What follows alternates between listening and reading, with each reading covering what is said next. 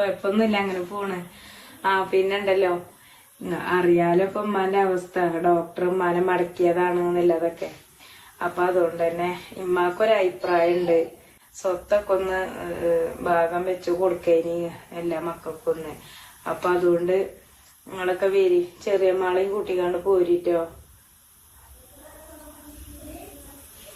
അമ്മ പറയാൻ പറഞ്ഞതാണ്. എന്നാ നിങ്ങള് പറയട്ടോ ഓലോടൊക്കെ, താത്താനോടൊക്കെ. എന്നായിക്കോട്ടെ, എന്നാ ശരി. അസ്സലാമലൈക്കും.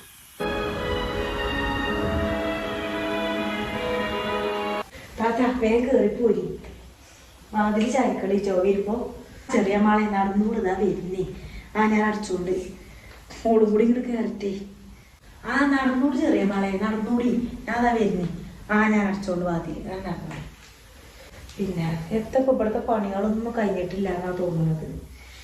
എത്തപ്പോ പണി പേരൻ്റെ ഉള്ളില്.